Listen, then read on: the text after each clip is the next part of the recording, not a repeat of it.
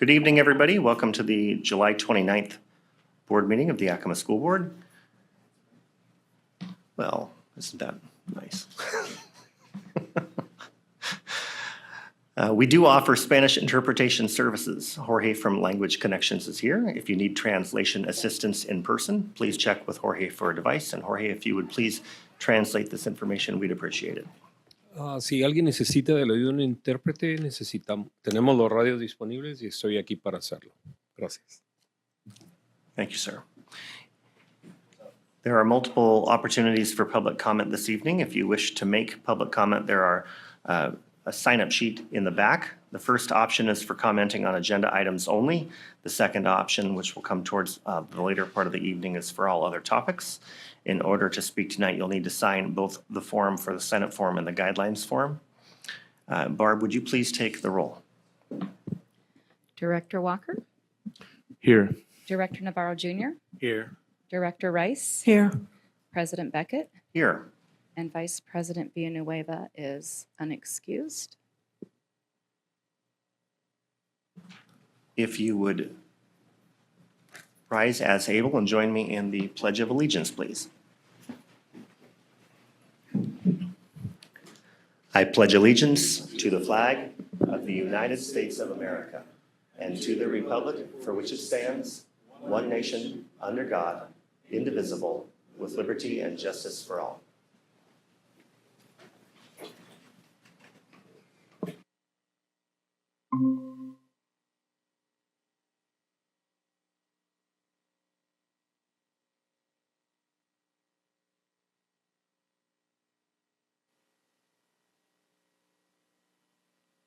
We'll start with the character word of the month, which is capable, fostering a belief in one's abilities and potential to achieve success.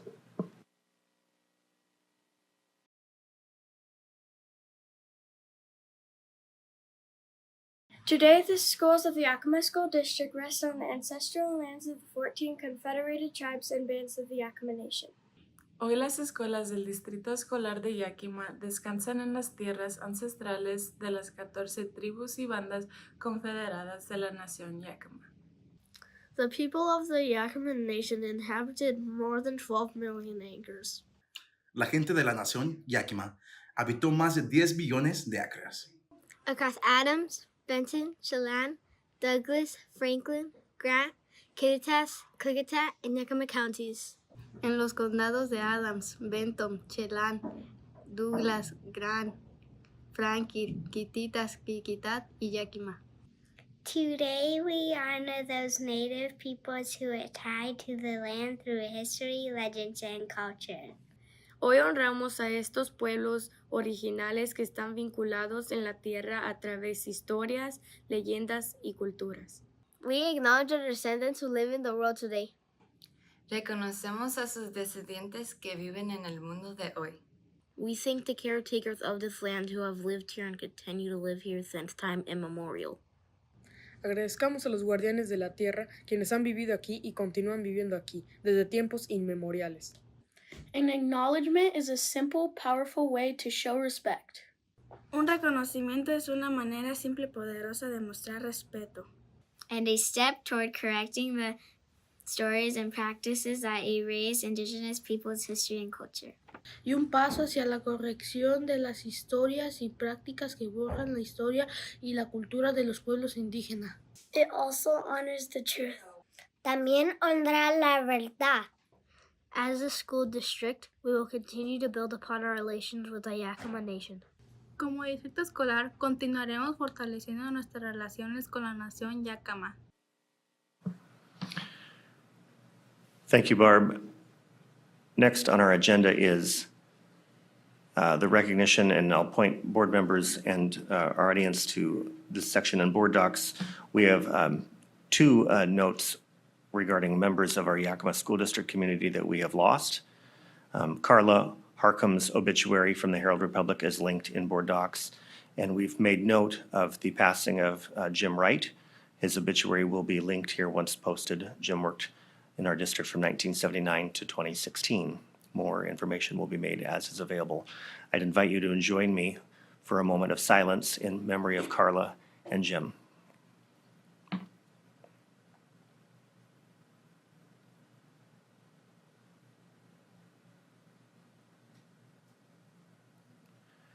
Thank you.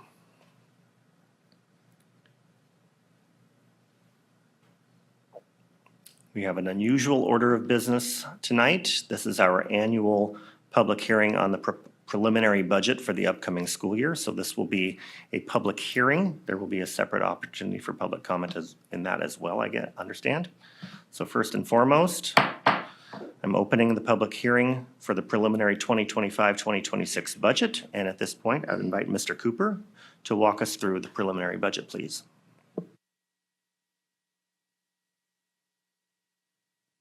Good evening, everybody. So tonight, we're going to have the statutorily required public hearing for the annual budget. So just to ground everybody in the cadence of the annual budgeting process is, as you know, in the springtime, we often have to make budgetary decisions prior to May 15th, when the statutory deadline for certificated staffing takes place. We undertook reductions in the springtime, and then we waited patiently for the legislature to complete their work, and they did so. And so this is the time of year, that July and August time, where districts have their public hearing on their budget. This public hearing was advertised twice, 2 weeks prior, so per statute, 2 different runs in our local paper of circulation to advertise the public hearing. And so as President Beckett acknowledged, he gavelled into the public hearing. I will give a presentation. There will be time for public comment. Then the public hearing will close. So we'll begin our presentation. So the first slide is an overview of all the funds. So this will be dry. I will try not to be dry, but the content obviously is very numeric. So there will be detail throughout. And of course, members of the board, if you have any questions, please feel free to stop me, and I will answer them if I can. So the 4 funds compared, most importantly on this slide, I want to have you look at the general fund in particular. I am estimating beginning fund balance of $22.6 million. The budget before you this evening has a revenue of just under 295 or 294.7 million, and an expenditure budget of 296,450. So I want to talk to you about those numbers briefly. The current budget before you has a deficit position of about $1.7 million. Now that we have systems in place and we can accurately project expenditures and control them, I will tell you that even though the budget is in a deficit position, I do not anticipate us to draw down on fund balance. I actually anticipate to be flat, and we'll talk more about that later. The other large item is the transfer to other funds. That is the repayment of the tax anticipation note scheduled for December. And then we have previously approved non-voted debt that also gets paid at that same time for another $630,000. So most importantly on that is you see the estimated ending fund balance at just over $15.6 million. Now, you're familiar with this chart. I've used it several times. And what it tries to do is tries to point out numerically both our historic student levels and then our certificated and classified staffing levels. So 17-18 is highlighted for your vantage point as that's the peak enrollment year. And then to your right is important. It's the number of total staff per 1,000. So when we were at 16,200 students, we had 108.4 staff per 1,000. And you can see as time progressed and programmatic changes occurred that our per 1,000 went up, 117, 120, 122, its peak at 132. Last year, the 2023-24, that budget, or 24-25 had us just at 120.07, and then we have a slightly increased rate, and I will talk about why shortly.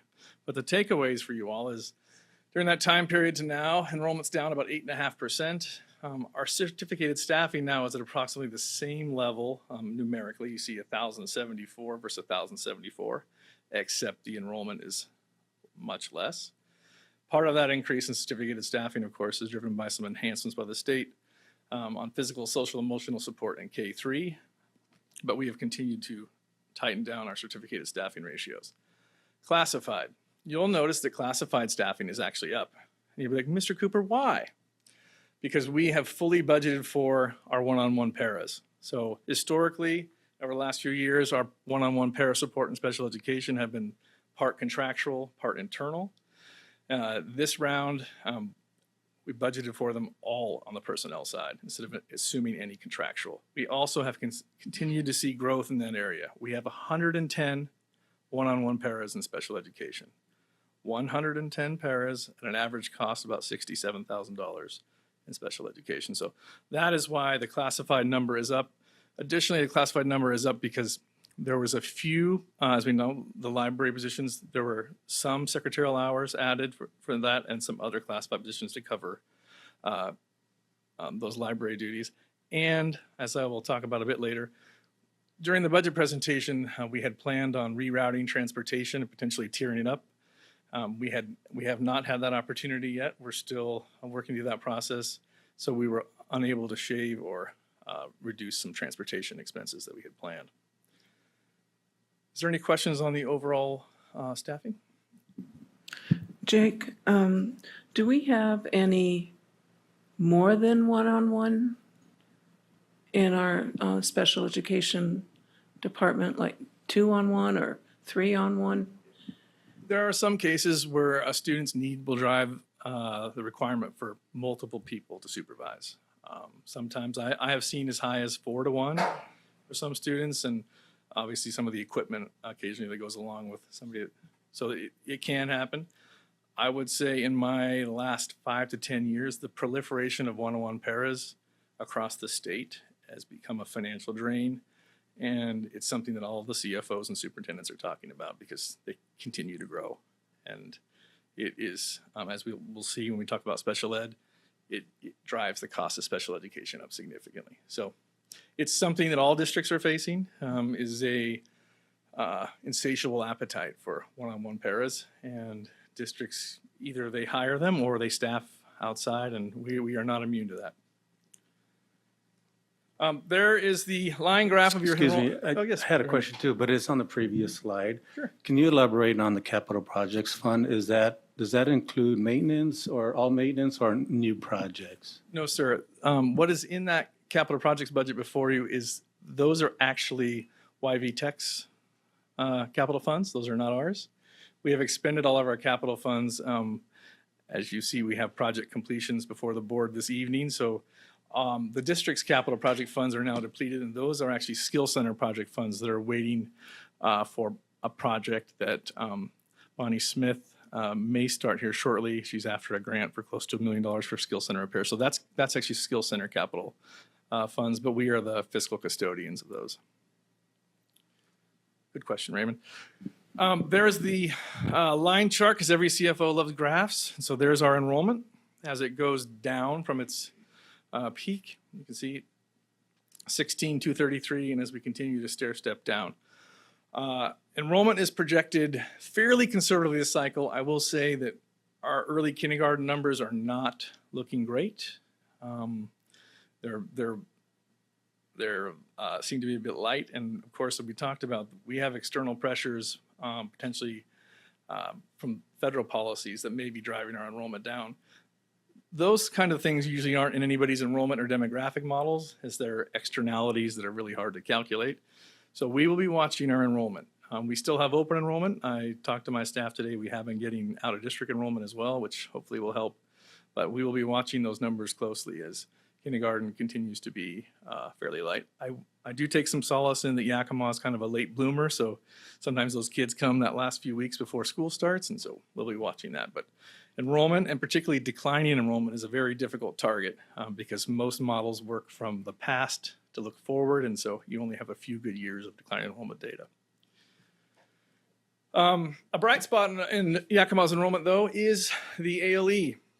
And so I know Superintendent has brought in some new leadership, and we've continued to grow that program. Brenda Maloney at K-8, and now overseeing all of online K-12. We'll continue to help grow that program. In part, we're focusing on some outreach to our homeschool partnerships, and then recruiting or making ourselves available at public events. So we've had some increased enrollment on alternative learning. As you can see, I projected about 617, and then just around 200. That running start number seemed to have plateaued. The first year I got here, it went from like 140 to 200 in that first cycle, and so it seemed to level off of about 200 FTE. We'll see if that number remains as is, given that we are looking at the A in the high school. So that may drive that number down, and I know superintendent loves to keep those kids in the seats at our high school. So, and then open doors. You know, that it's good news, bad news when you have steady open doors enrollment, because that's often the final stop for kids to make sure they can graduate and get a diploma. So, but we're doing a good job keeping kids in program and getting them their diploma as quickly as possible. But we have steady open doors numbers, and that program has been running very well over the last few cycles. Special education. It's just important to look at the percentage. And as you can see, we've ranged between 14, 2, and we're right about just under 16 projected for this next cycle. Our numbers continue to plateau there as they're a function of your basic ed enrollment. You can see as a percentage, they haven't moved that much. I also, for the board's edification, it's important for you to kind of look at that number over time, because I've been in systems where identification habits, our ideology change, and you see an uptick or downtick in your special ed enrollment. But you can see our identification and process have been very similar for quite a long time. Our numbers have not moved that much. And then fortunately, the state has lifted the cap. So even if we were to move above or over 16%, we would be fully funded, which is a positive.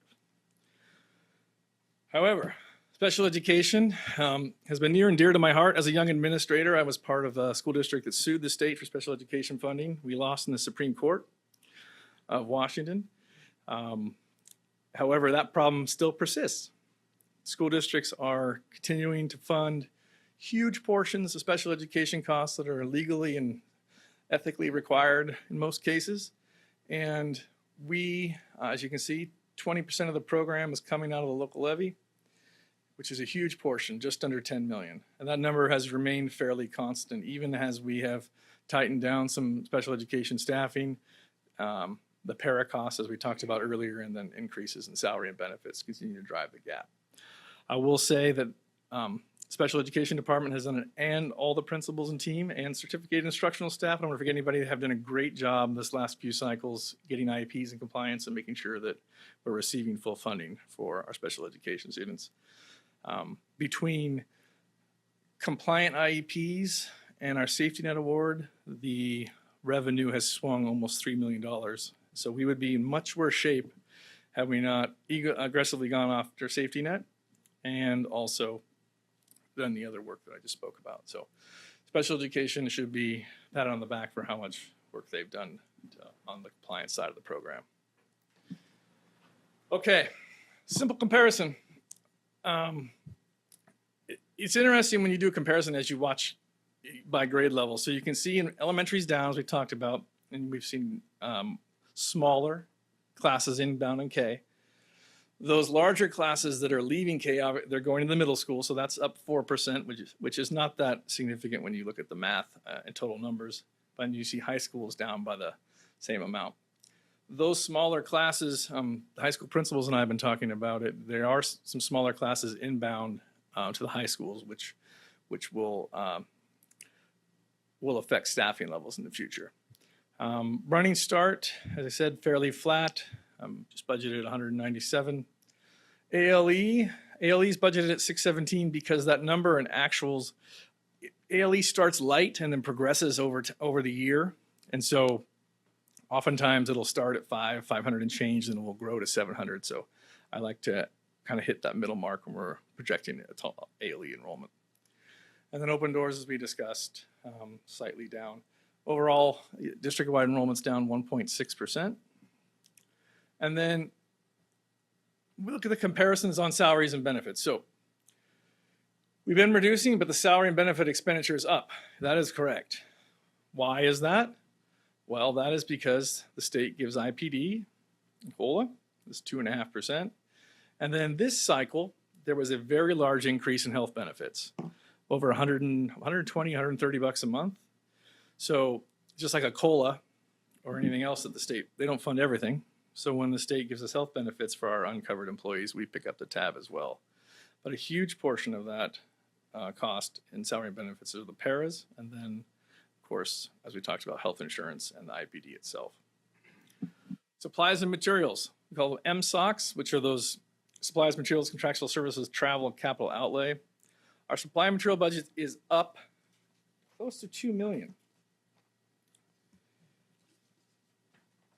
Hold on just one second. And I'll tell you why. So insurance is up $535,000. Utilities are up $360,000. And then technology is up $515,000. Those are the three biggest drivers. The rest of the increases are spread across multiple departments. So, you know, insurance alone, $500,000. Utilities at $360,000. That rate could be, utilities and utility expense are often driven by weather. However, we have continuously spent more and more, and utility rates themselves are higher. So $360,000 was a rather conservative increase, but we are going to continue to see our utilities go up unless we make some changes to how we operate.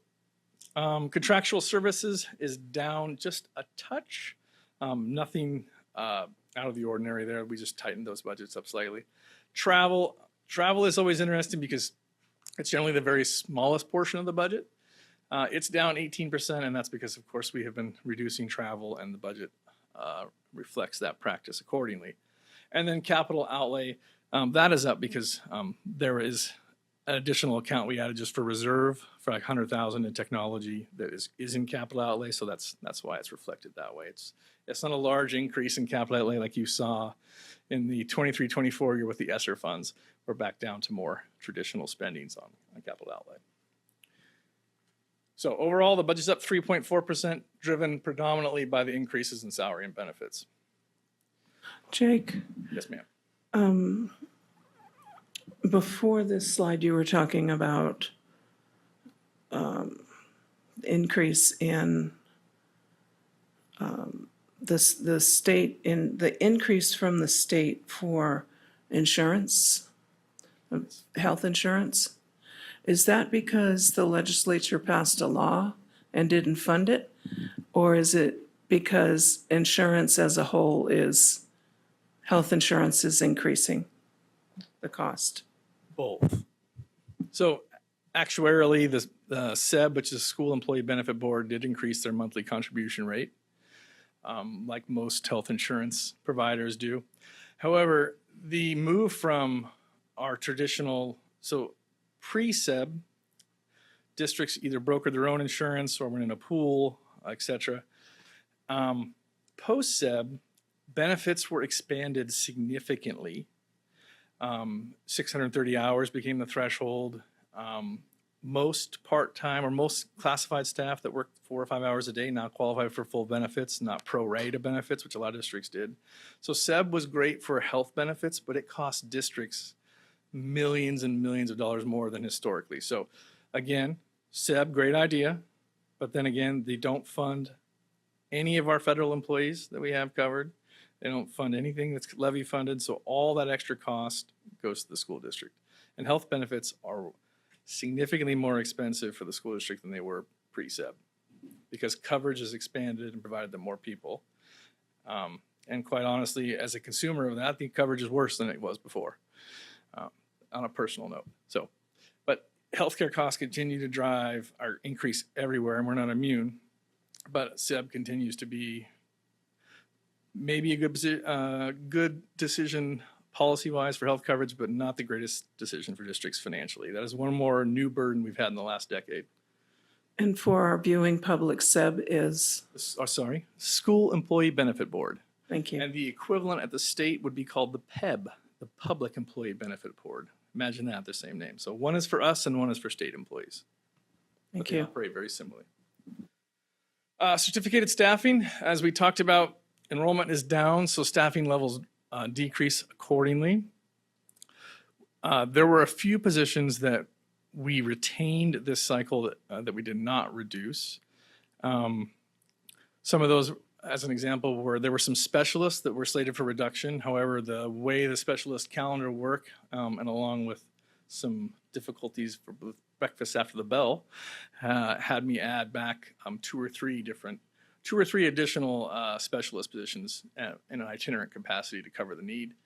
And then on the classified staff, we talked about the why. So predominantly one-on-one paras increasing from 708 to 731. And then we did retain two positions that stand for additional support, and then added some classified FTE for library coverage. So that is why that number is up. Overall, though, staffing is fairly flat, up 0.5%. Again, accurately reflects what we're doing business, and so that's the budget before us.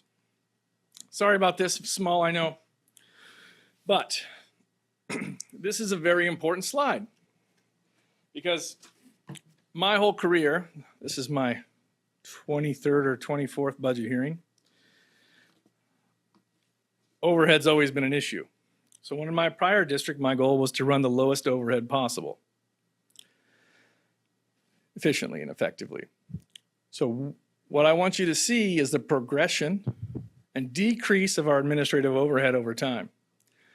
So to put it in perspective, the state average for 23-24, which is the most recently closed fiscal year, has an admin overhead at 12.3. The budget before you this evening has overhead at 9.83. To put that in real dollar terms, if we were to use the statewide average for administrative overhead, we'd be spending $7.4 million more in administration if you use that percentage and extrapolate it across our budget. So I want to say that again. If we ran the state average, we'd have $7.4 million more in overhead. Okay? So why is this important? Is because I would like to show the progression to everybody. So the 2023-24 actuals were 11.6. The budget adopted in last cycle had a budget of 10.19, and you see the budget before you continues to skinny that down to 9.83. It's in my professional and personal opinion, we're very close to the bottom. I think the lowest I was able to get my prior district, and they were more affluent, was right around 9.5. We have more federal programs to manage and generally more overhead because of those programs. So in that case, professionally, I believe we're at a very good place when it comes to overhead. And there's nobody lower in the county currently, and with those numbers, we'll be in the bottom 5% in the state. Superintendent, anything? And it's broken out in detail by cost area. So the state accounting guidelines, I know those are exhilarating. They have you account for things in what are called activities. So as you go down the list, 11 is board of directors. So the board of directors in Yakima has what, three times less the average than the state, about 0.33, and you have 0.12. And you can go down and look at the comparisons across the board. I like the finance office in particular with a state average of 1.16, and we're running 0.6. So we're 1% almost less than the state average when it comes to business office expenditure. So that detail and information is there for you. It's publicly available. It's in the budget documents and in the budget documents before you.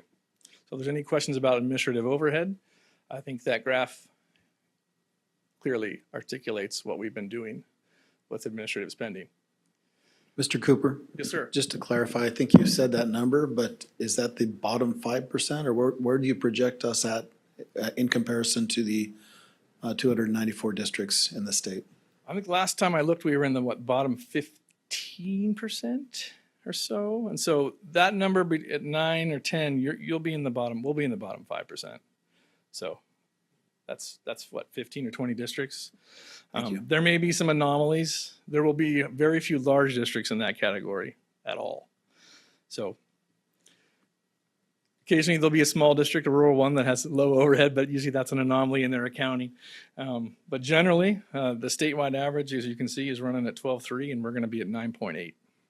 So that difference of 2.49 or almost 2.5% is $7.4 million if you extrapolate it on tonight's budget. Okay, fund balance. So my goal is always to be as transparent as possible with confusing subjects. So what's before you right now is the beginning fund balance. I'm going to take you to the beginning fund balance. And so for those of you watching at home, fund balance is basically how much money you have in the bank at any given time. And for school districts, it's usually measured once a year. which is when the books are closed in August.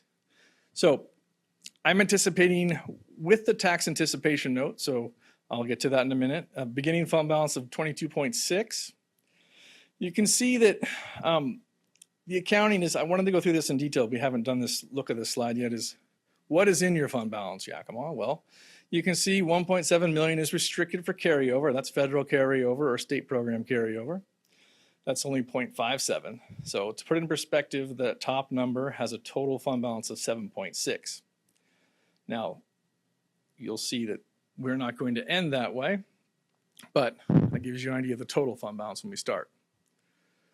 And then we have the Skill Center, as we talked about. A large portion of our fund balance is because we are the fiduciary for the Skill Center. We are one of several member districts. So we house that money in our coffers for use when the Skill Center wants it. And it carries over from year to year, and then sometimes they draw down and sometimes they add to it. So that number is our estimated Skill Center reserve. We won't know actual reserves until the fiscal year closes, but budgetarily we account for them now. We have self-insurance for L&I. So we have a reserve, $1 million reserve for L&I that remains in fund balance, and then we replenish that as we draw down.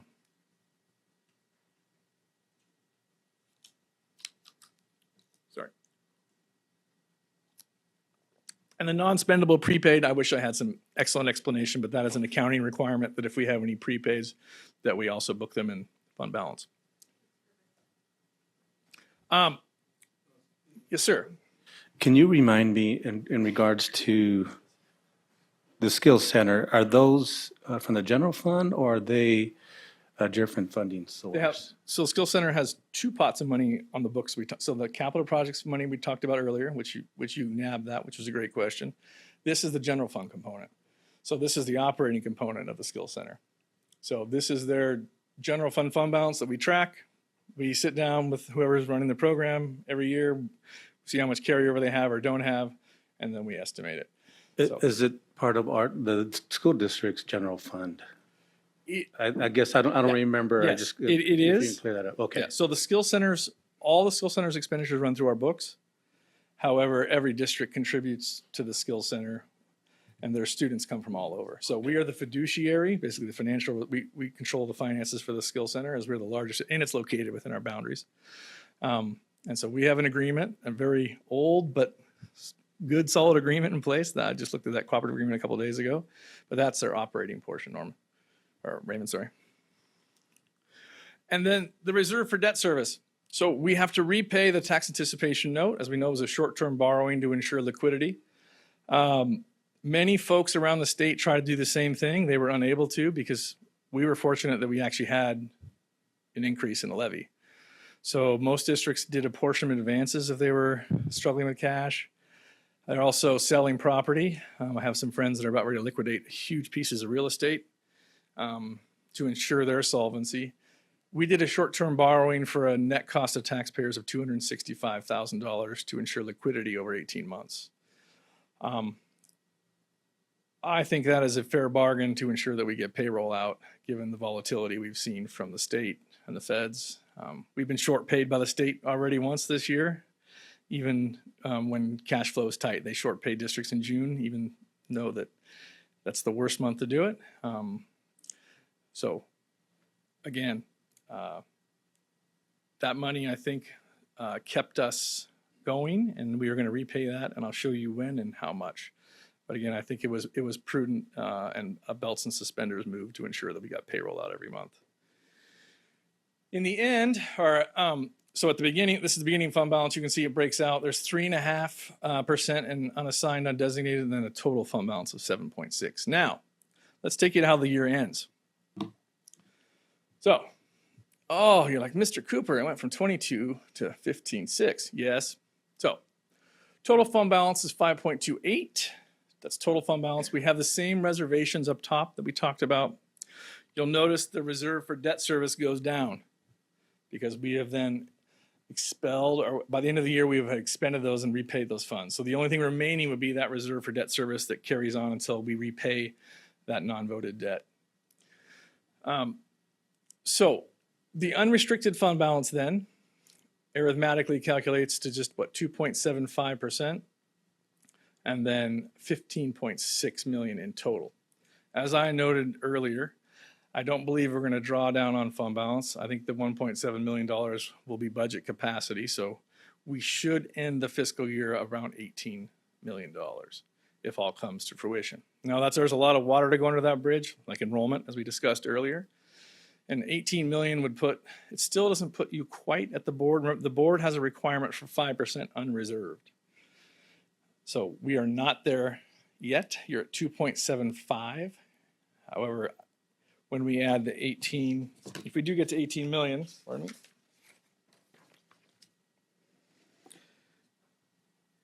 So if we can get 17, if year ends at 17.5 or 18 million, our total fund balance would be 6 or 6.5%.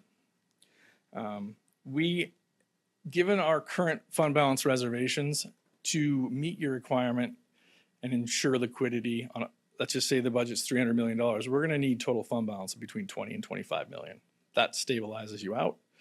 That meets your fund balance requirements and also our reservations. Remember, we have big chunks of money that aren't technically ours, even though we're the fiduciary. But we are going, the goal like last time, we are going to add to fund balance, so we'll have a surplus year, 24, 25, and either a break even or slight surplus year in 25, 26. Jake, remind me, is the percentage of fund balance one of the triggers for binding conditions? Yeah, 0, negative. But there isn't like a warning percentage that they put into play in advance? They do. So what often happens, so we triggered a warning last cycle because our fund balance dropped. Mm-hmm. So usually OSPI measures cash on hand, and then usually change in fund balance or equity is one of their biggest red flags. Our fund balance dropped down to 13.6, if you recall, when we started the year. We're going to end at 22.6. That's a swing of 9 million, 4.5 of which is the tax anticipation note. So we were able to build the cash reserves by the amount we're going to repay back, which is the goal. So we borrowed 4.5, but we rebuilt the cash reserves up by almost the same amount as the tax anticipation note. So that should put us in very good shape. But again, a budget of 300 million, just 5% clean is 15. But then you start to add all the reservations. You start to add 3 million for Skills Center and all those. You're up to 25 million very quickly. So we are making great progress on financial stability. That's what I do want people to understand. We are not needing to borrow to make payroll, and we are not in binding conditions like many other districts, or we are not near binding conditions because we're not going to have a negative fund balance, and I'm not providing you a budget that has a negative fund balance, both of which are triggers for binding conditions. So the tough work we've done over the last few cycles has positioned us in a much better place than we would have been otherwise. Do you know, I'm sorry. Okay. Do you know how many school districts are in binding conditions? Yeah, I've got that. Thank you for that question. If you look at the OSPI website, currently they have 8 schools listed. The most recent schools to enter binding conditions are Mabton as of June 4th and Bellevue as of July 10th. There has been conversation of a rather large district just south of Seattle likely being affected sometime soon. The 8 that are listed, I cannot speak to if any have left. I see Tequila on that list, and I think that they have now exited. So if I had to give an educated guess, I would say that they're at about 7 right now instead of the 8 that are listed. But I will forward that to the board. You can take a look at the schools in binding conditions. What we're starting to see is it hit directly in the upper and lower valley, with Mabton being the first. Thank you. Yes, I have a question. Can you help me understand how we're developing a good safety net in terms of the fund balance? If I don't know, roughly half is restricted funds? So I'm just wondering about that. If they're restricted, then that's a 2.75 as of actual, in my mind. So I just need help understanding that piece. You're right. The fund balance needs to be larger, but then also even though that money is sitting there, it still provides us liquidity. So there's certain times a year, like June, as we talked about, that money sitting in fund balance, it's ours fiduciarily speaking. So if we need it for cash flow, as long as it's there at the end of the year. So even the restricted funds allow you to have cash flow because they're restricted at a certain point in time. So let's say you drop below your restricted, you replenish at the end of the fiscal year. Because remember, cash is different than your fund balance. Cash is going to move up and down month to month. So even though they're restricted funds, they still provide you liquidity, if that makes sense. So it'd be like if you have your savings account and your checking account. So you know that in case you blow through your checking, you got your savings. And so basically those restricted funds, even though they are obligated, they can be used for liquidity purposes month to month, as long as they're replenished.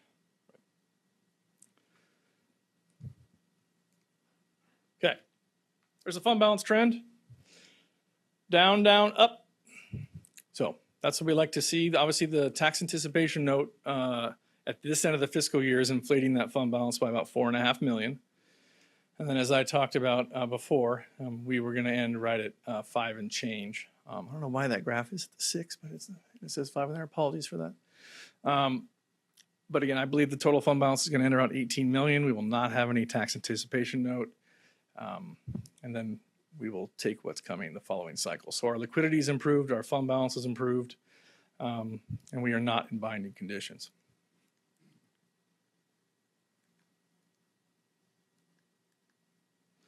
This is required by state law.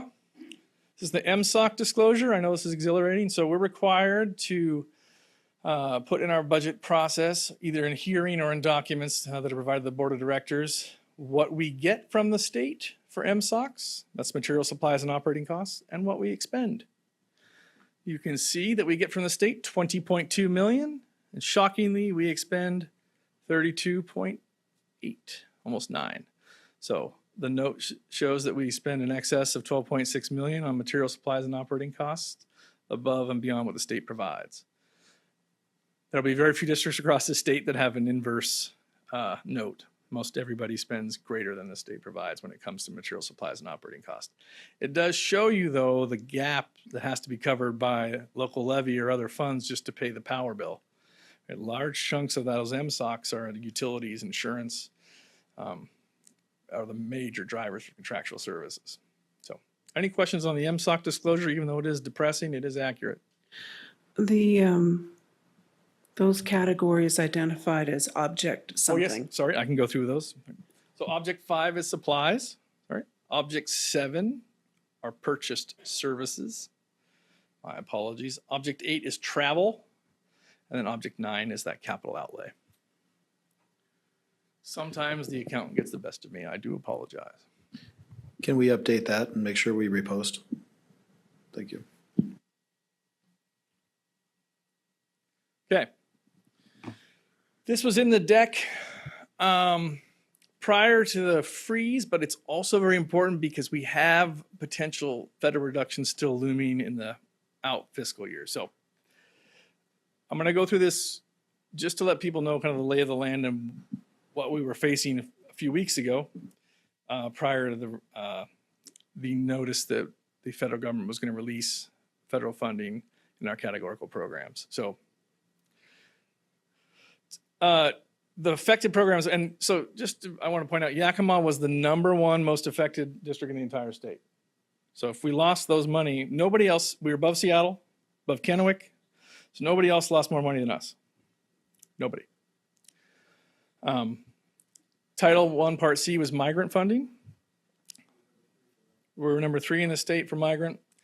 Title II is commonly known as teacher, principal, and quality, and that pot of money we fund our instructional facilitators. Title III, we fund mostly contractual services, professional development as it relates to ELL instruction.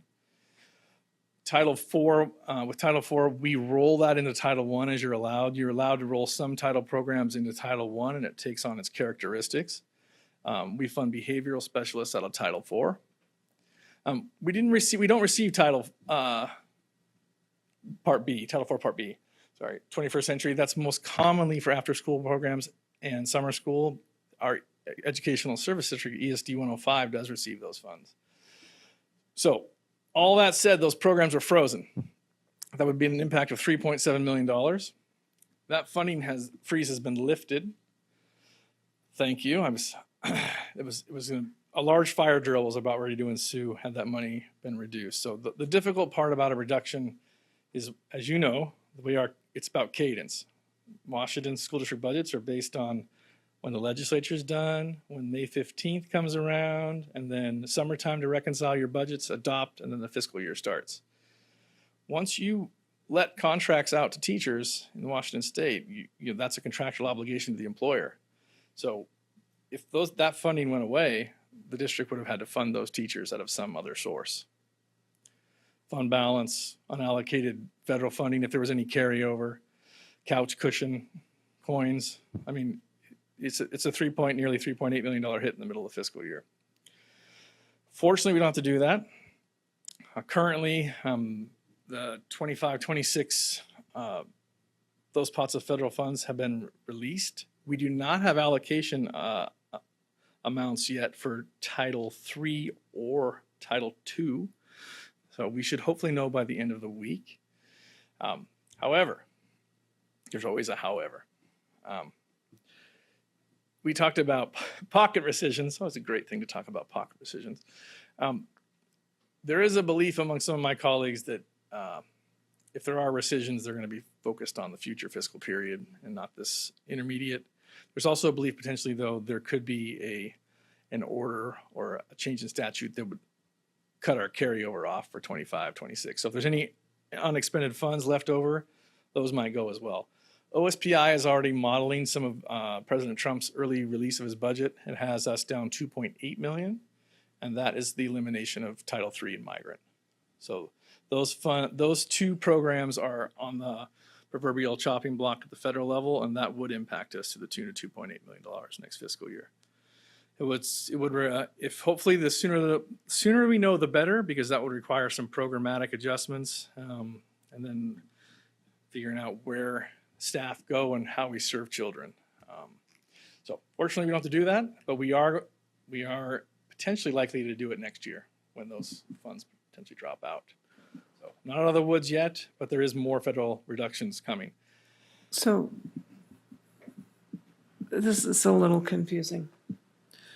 I heard you say 3.8 million, and then I heard 2.8 million, and then I heard we don't get to keep our carryover.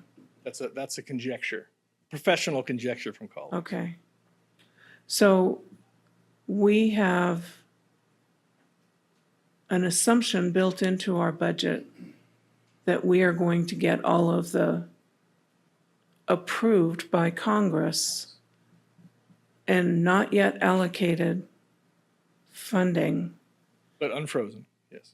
But of 3.8 million. yes, ma'am.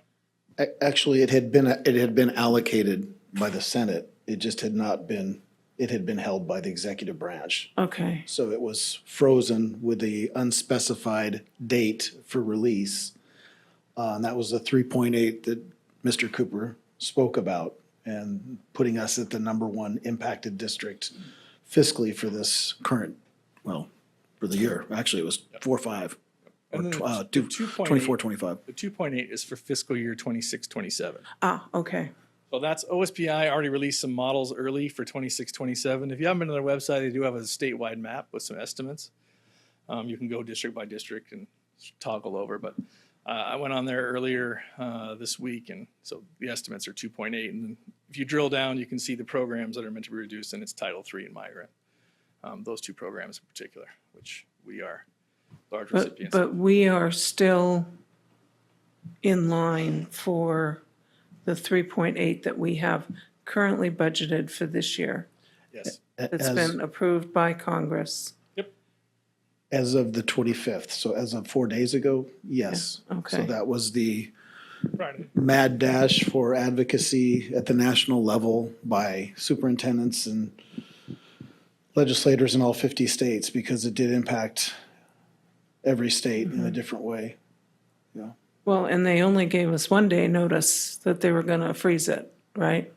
So, The 30th of June, we were notified, and obviously, we began our projections for staffing around January. Mr. Cooper already referenced notifying certified staff by May 15th, whether they have a contract or not, so we already had our staffing determined. So without that release of funding, we would have been facing a reduction of 3.8 million that had been allocated by the Senate but was not being released while the executive branch reviewed the funding, which now we've been notified that it will be released, although I'm not sure what date. Do you have a date on that yet? I don't have a date. I just know it's going to be released, and that's why I said they haven't released the final allocations, just that we have the funds. so we still could get less than our 3.8. Yes, but it would only be driven by changes in the formula from one fiscal year to the next, which happens, not anything draconian done by an outside agency, just Okay. them reworking allocations. The other important component, I think, to really state here, especially given the numerous districts, small districts around, and we just mentioned Mabton, for example. We have many districts that are affected with migrant funds, particularly in this area. And we have neighboring districts that have made reductions based on that budgetary freeze by the executive branch. So when you're looking at if I were doing a news story, for example, I would be looking at what did those districts do when that freeze came to be, because you'll see districts like Mabton that's already in binding conditions making a decision on personnel right away. You have Sunnyside that receives more Title 1C funds than we do. Kennewick and Sunnyside receive just a little bit more than we do, and I know that Sunnyside made some decisions early. We were holding off on that decision, advocating for the release of funding, working with our legislators, and thankfully that did come through. But I think what's important to recognize is we have 295 districts in our state, local control, different superintendents trying to make a decision based on their community and their community needs and where their budget is at. And so you'll have one district that made reductions in a big way, another maybe not so big, and then we were fortunate where we're standing right now not to make reductions when we thought we would have to make that decision within a month or two. But going into the next year, what I'm hearing is we're looking at a $2.8 million reduction in those same, in that proposed, potentially. So that gives us a longer runway than going into next year to figure out the priorities and how to compensate for the loss of funding. Thank you. So the federal funding is one component. It's not in the slide deck, but I would be remiss not to mention the problems the state's having with their budget and continue to have. So they have a big hole to fill with the change in the law about Medicaid. They're going to have to do something about that. That's $150 million. And then their revenue forecast, if I recall, was down $300 or $400 million. There's also new taxes in this last budget. And of course, financially speaking, when you model anything new, you make assumptions on what it's going to return. And so we'll see if some of the tax initiatives that put forth the legislature are going to actually return what they estimated. So there's been some taxes like that, and like in the city of Seattle, when you had a wealth tax where it only received, I think, 60 or 70% of the estimated gross. And so we will see if some of the taxes they put in place generate the revenue. And of course, if we go into a declining revenue environment, which we're in, then we know the legislature is going to have to cut. So they have structural issues now with Medicaid that they have to deal with, and then they have a declining revenue, which means we are downstream from that. So I would imagine fiscal year 26-27, we're going to see reductions from the state and the feds both. I hate to be rosy, but I would rather be honest than not. So we are building our fund balance, clawing out of the hole, hopefully right in time, because then we're going to get whacked again at the federal and I imagine the state level. We're also required by statute to do a 4-year forecast. We do this on a linear basis, to be honest, because making 4-year assumptions on a school district budget is, as you look at our last 4 years, and you can always imagine what's going to look like between the next 48 months. So we make straight line pretty much, and if we know the actual amounts that are already modeled, we'll put those in. But that meets the 4-year requirement. We're modeling stable fund balance, of course. This slide always makes me nervous because you have to assume what future boards and future superintendents are going to do. And so that's why a lot of CFOs just keep it pretty simple and linear, because you never want to assume anything when it comes to politics. So there's the other funds, same 4-year forecast. You can see I didn't talk about ASB. There's a lot of work too. This budget takes 8 months to build. Susan Fate, Sherry Chapman, Amber Clyott, HR, Chris Miller, Kim. A lot of work, and then of course my cabinet colleagues. The budget is a whole year-long process with a lot of work. So thank you all for your work on the budget. Our ASB funds, though, important.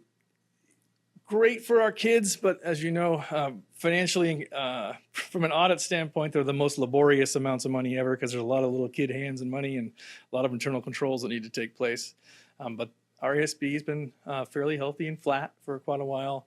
Our debt service fund, we're repaying off the debt service fund. We have a sinking fund for an old bond that was set up that we're repaying off in December. So there will be another bond defeased and off the books in Yakima. So that's good news for the taxpayer, because that debt is being retired, and we're doing that in this fiscal year.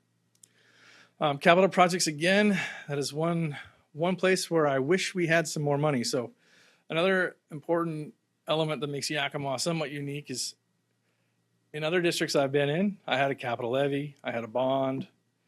Here we have the general fund. So if there's a roof that goes, general fund. Boiler, general fund. All the upkeep in the summer, the general fund. So we have to put more money than most to operate our buildings, particularly of their age, as we know that we have Hoover that was built during the Truman administration. I did not, that is a true statement. It was built during the Truman administration. But we do not have that financial lever to pull like other districts. So some districts are getting through this hard time by borrowing from their capital projects fund, taking the interest, or pushing expenditures over there. We do not have that luxury. So the general fund is our only vehicle, and one we have to safeguard at a very high level. So Superintendent, you have something to add? I had a question for you. Using your experience from coming from another district, I think it's important for the public and for our board to know that when you're talking about capital projects division, I mean, these are like entire departments that are just self-sustaining year after year after year because of the approval of capital projects and bonds. And when was the last bond that we had in Yakima? 2008, 7, 8? Yeah.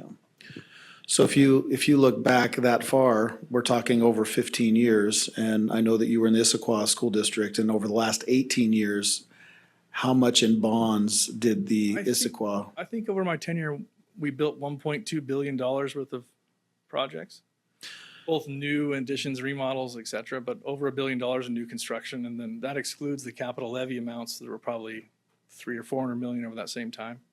And I was doing some research on the North Shore School District, and they've had over the last 18, at least 18, it might be 15 years, over $1 billion in bonds in their community. And so we are a very frugal administration as far as going to the public and making that request when you have districts that year after year. And I know we have Dr. Larson with us now.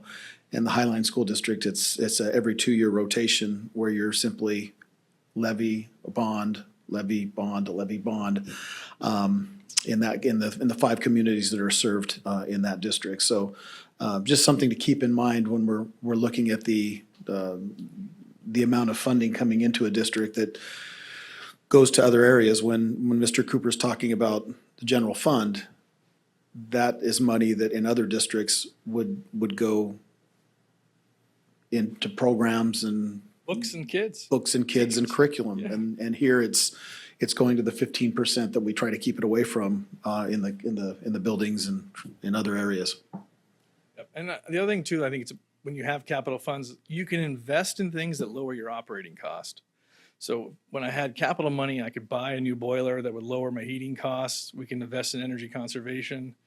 You could do things that, so not only does it cost you money annually, you're also able not to invest and lower your operating costs. So it's a double whammy.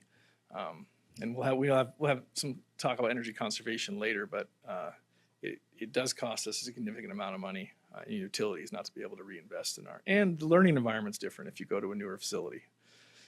IT's better, the light's better, but our time will come. Our time will come. Quick SWOT, won't be long. So I think we are efficiently using our resources. We have another clean audit too. We did a financial audit, it's done. The accountability audit is not public yet, but for the public's edification, we have another clean audit on there. So no audit findings after several hundred hours on site from the state auditor. Our weaknesses still the same as most. Inflation, we have pocket inflation I talked about. We have utilities rising and our insurance for the most part. General inflation is tamed. I think it was at 2.7 last month, so declining from its much higher rates previously.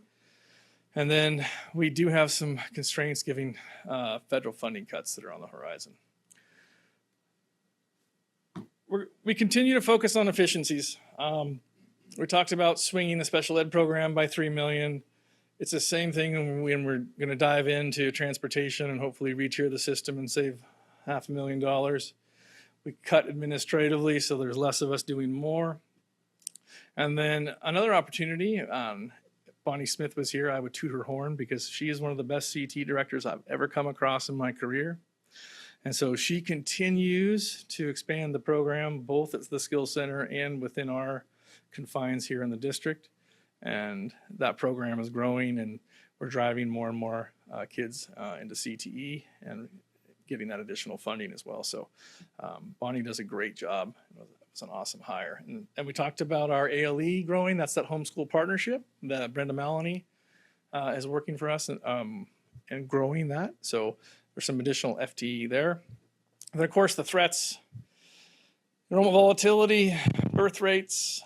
I talked about the reliance on the general fund for major maintenance. And then of course, I also touched upon the fact that the state's budget is not looking that awesome.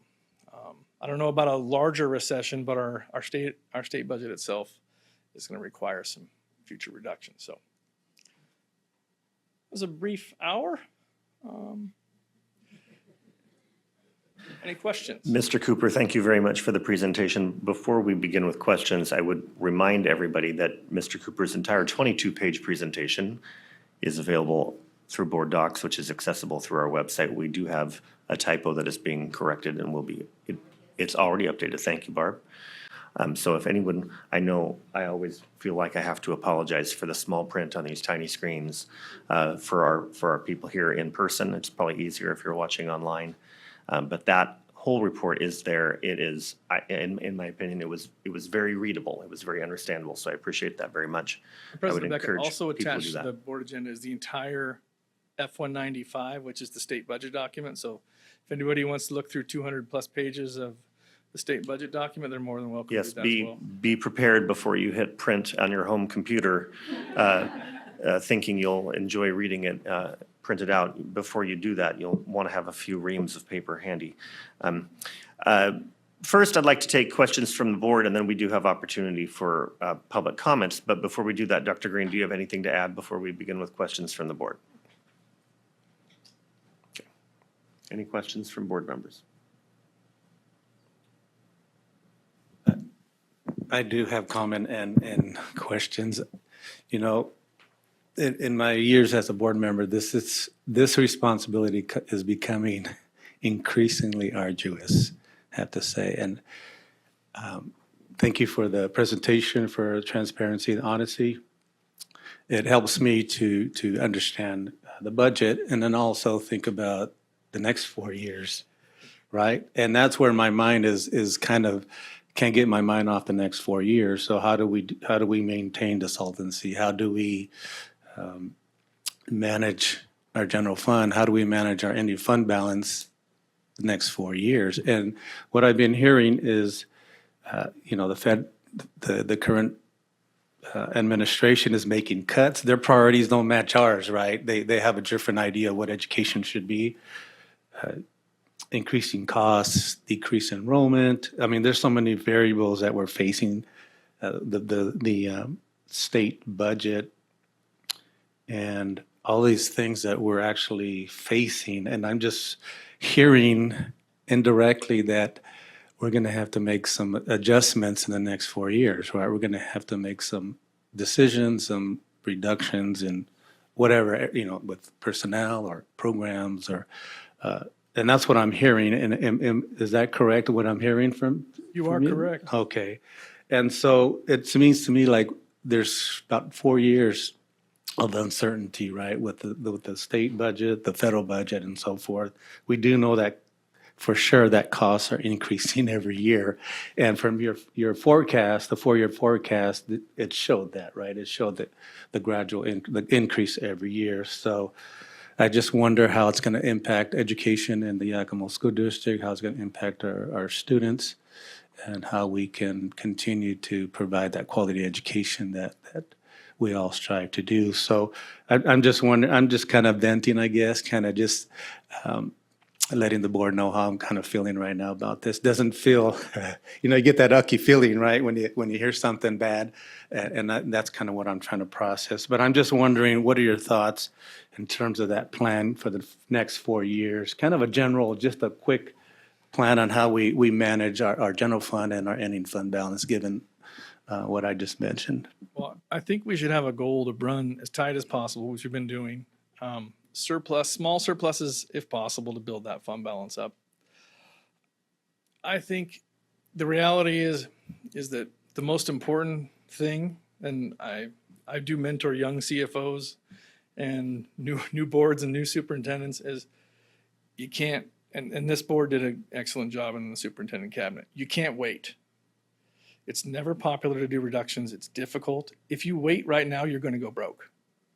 If you sit on your hands and do nothing, there's just no levers anymore. You can't get warrants, the apportionment advancement. I mean, there's not any tools, and I've been doing this a long time. And so we're doing what we need to be doing. We get new information, we have to respond in kind.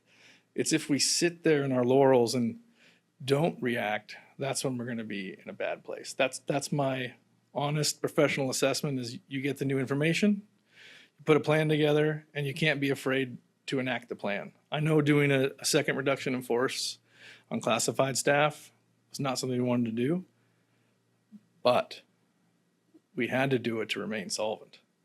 And it's the same thing when we do another reduction. Doing a reduction is never fun, but it's mathematically required. And there'll be different opinions on how to spend money. That's fine, but zero is zero, right? The end is the end. So my advice to all boards and CFOs and superintendents is, if you get information, don't be afraid to act on it. If you need to do a mid-year reduction, do a mid-year reduction. If you need to do a reduction in force for your teachers, you need to tighten up MSOCs, you got to do it. I mean, it's the worst I've ever seen it. And you can see there's more districts in binding conditions than ever. And so you're doing exactly what we need to do, Raymond, is we get new information like we did with the feds, we digest, and then we strategize and then enact. And that's all you can do. That's how I made it through the Great Recession and this last round of COVID. New information, act, and then hopefully the board supports those actions. Thank you, President Beckett. I wanted to make a comment based on Director Navarro's statement. You are accurate in what you're feeling. I want to thank the board for approving travel for me early this month as part of the National Superintendents Association Governing Board. It was funded through the governing board, but I was able to go to DC and advocate for 3 days and have them fund that opportunity. And I can tell you that over the last 4 days, I've had 3 interviews at the national level. The latest one being today with, who was it today? New York Times. New York Times. And Director Navarro, that exact question was asked, that as you face these reductions and you see the funding being held or potentially eliminated, what are you going to do as a superintendent? And my response was the statement that I made about every district having their board and knowing their community and the requirement to make those decisions based on what the priorities and values are. And that becomes very difficult when you're talking about Title I-C and migrant funding, which now we know has been released or is being released. But had that not been released, then we very likely would have been facing another reduction in October, which is something that, you're looking at reduction, but some of these things are factors that are being done to us, and we're tweaking as we go. So we don't ever lose sight that when we're talking about positions, those are people. And I wanted to just turn a moment over to Anthony to make kind of a statement just on where our personnel are at the. So just a few months ago, we had gone through, again, positions that were to be reduced. But as I stated earlier, every year we go through a certain level of attrition, retirements, and through the RIF process, what we're able to do is then juggle and backfill positions and openings. And as of right now, all the positions that had been affected have assigned work within our district this year. So we reduced those positions, but those individuals as of today have not lost jobs. And that question had come up before, it had been challenged before. Over the last 2 years, we have reduced almost 240 jobs with a very minimal amount actually losing a job. Now, try telling that to the person who's had their position reduced 3 years in a row. That economic uncertainty is horrifying for them and their families, but we continue to find a way to keep them working in a different position, maybe a different bargaining unit, maintain their rights of recall, and then have subsequently recalled them. I mean, I don't know any other way to put it. We have to be aware of what is going on year to year, paying attention to attrition. And again, I want to commend Chris Newell and I'm sorry, Kim Newell and Chris Miller, sorry about that, and Chantel Heffington, who quite frankly are doing the juggling. And so, yes, there have been a handful of people who have lost their position, but with this last round, everybody is still working. And we were scared that, again, with these new cuts, what were we going to do and how we were going to figure that out? And each time it gets tighter and tighter. But our employees have families within the district, children within the district, and the impact is more than just economic, it's psychological. So I think we're in a much better position today knowing, I then go back to what happened in the first few years where we really were hopeful and thought that people would come back. We're no longer anticipating student population is going to come back. We have to anticipate that we're going to continue to have reduction of students, which is reduction of revenue, and make those adjustments and work with our labor partners to hold positions open as people retire or resign, so that as we get to the end of the year, we can have places for those impacted to land. And I think that's the most responsible way to do it. And I'd also like to say we have yet to ask anybody to take a concession. So we understand that costs are still rising. People still need to be able to adjust with that inflation, and we're just tightening our belt. So that's what we will do. That's what we will continue to do. And I have total confidence in our team. And you talked about reductions. We'll get into that next month about all the costs adjustments we made to the operating expenses. So thank you for the time. One other thing that Dr. Green has done an excellent job at this year is advocating with policymakers and educating them on the effects of one thing or another on the Yakima School District, its students and its staff and its families. You just heard a brief report about his trip back east, back to DC for the AASA governing board. I would challenge the board to join me in advocacy efforts that complement those of Dr. Green. And we all have different people that we know in the community, in the region, at the state level. And every one of those contacts that we have, if we can reach out and whatever influence they have with the policymakers that they know, just ratchet up that level of advocacy for future events that might be coming down the road at us. He's but one person. We have 5 of us. We could certainly use our influences in the various places in our lives to make sure that we inform those people in power that have their hold on the purse strings of what it is that they want to do and how that's going to affect our district. So just a challenge. Well said. Any other questions or comments from the board? Well, then at this time, since we are in a public hearing, we have an opportunity for public comments regarding the preliminary budget. Barb, do we have anyone signed up to speak to the preliminary budget this evening? We do? Mr. McKenna, welcome.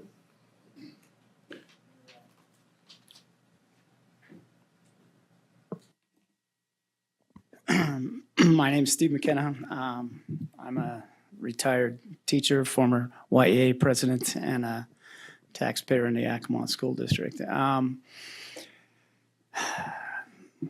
would say you have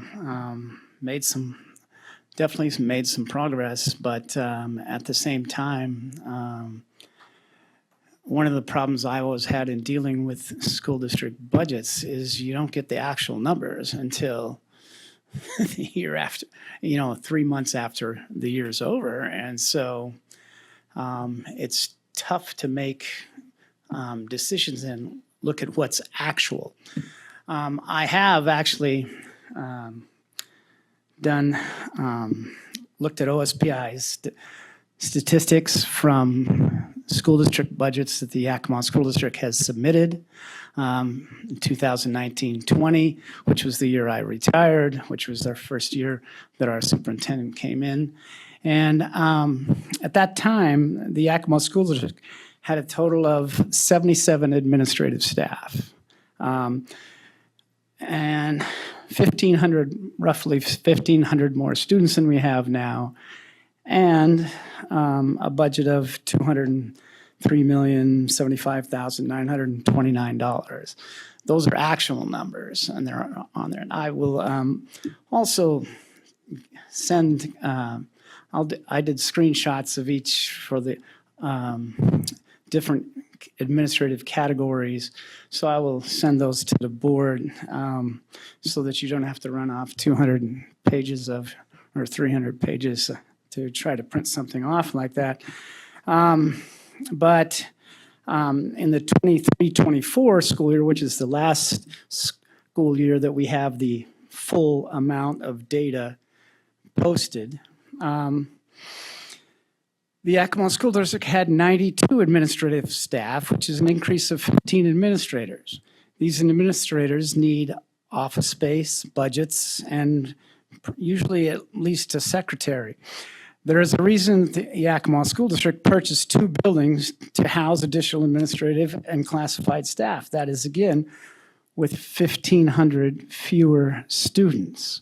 We operated with a lot fewer administrators than we have now. And that's frustrating for people to see that watch members that I know of get laid off and lose their positions. There's a reason that the superintendent increased the public relations budget from $266,497 to over $730,000 to obscure these facts and blame fiscal problems on everything except what is actually causing the problems. You take 15 administrators, their budgets and their salaries, and get rid of that, you wouldn't have any fiscal problems. That's an issue. And you have 1,500 fewer students, but you have a lot more administrators than we did before. There's a problem there. Thank you.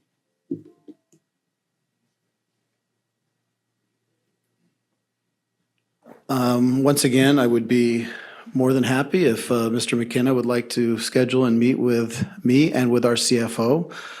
We could certainly address the revisionist history that has just been shared from the podium this evening. With regard to the buildings that were purchased with ESSER funding, that is part of our long-term plan, which is also paying dividends as we have our K-12 online. While K-8 right now is online in the bottom of that building, the top part of the building on 39th is being currently rented and bringing us an income well beyond the exhaustion of ESSER funding.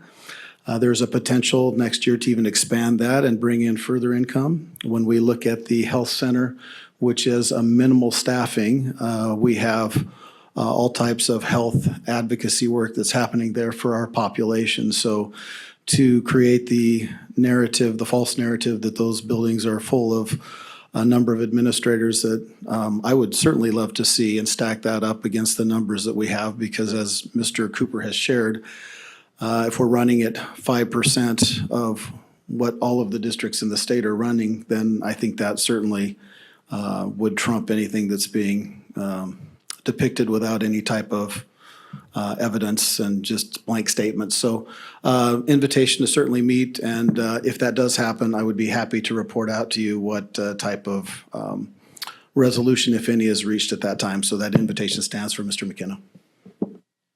Thank you, Dr. Green. Are there any other public comments regarding the preliminary budget this afternoon? Not at this time. Third time's a charm. As there are no more comments from the public, I officially close the public hearing for the preliminary 2025-2026 YSD budget. That takes us to our section on reports of the board, which I understand we'll be hearing regarding the Gear Up program. Dr. Green, do you want to begin that introduction? Just briefly, but I will pass it to our Assistant Superintendent of Teaching and Learning, Dr. Lucero, in just a moment. But I do want to certainly make a statement briefly. Noemi Barbosa is here to speak, and I'm just so grateful for the partnership that we have with the University of Washington. And Gear Up is a tremendous program that serves our students, and to have the University of Washington reach out to the Yakima School District and include us in a program that they didn't have to it's very emotional to think of them looking out for students in the Valley and prioritizing the Yakima School District. I believe it was my first or second year here, we went out for a Gear Up grant with a different university, and I will tell you that that will likely never happen again while I'm here, because I do have this in the back of my mind. I just wonder if we would have partnered with the University of Washington 4 or 5 years ago, if we would have been better off. But thank you to Noemi and to the University of Washington and all people involved with Gear Up, and I'm excited to hear the report this evening. I hope I haven't stolen any of your thunder, Dr. Lucero.